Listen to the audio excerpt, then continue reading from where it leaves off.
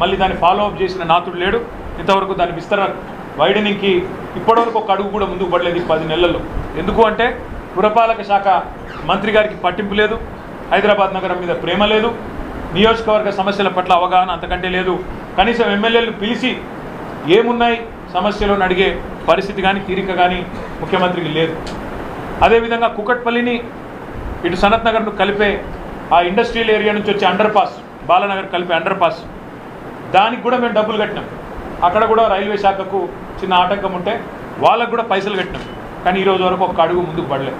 ఇట్లా చెప్తూ పోతే మా కృష్ణారావు గారు చెప్తుంటాడు ఇప్పుడు కుకట్పల్లి ఎమ్మెల్యే గారు, అన్న ఈ 10 నెలలు ఒక్కొక్క కొబ్బరికాయ కొట్టలేదన్న నేను అని. ఎందుకంటే ఒక పైసా ఇవ్వట్లేదు. హైదరాబాద్ మహానగరం మీద బడ్జెట్లోనేమో బిల్డప్ 10,000 కోట్లు అది ఇదని, ఒక్క పైసా ఈరోజు వరకు శాంక్షన్ చేయలేదు ఈరోజు వరకు. ఇది వాస్తవం. నేను ముఖ్యమంత్రి గారిని ఒకటే అడుగుతా ఉన్నాను, హైడ్రా పేరిట హైడ్రామాలు కాదు, హైదరాబాద్ను బాగు చేసే ఆలోచన చేయండి.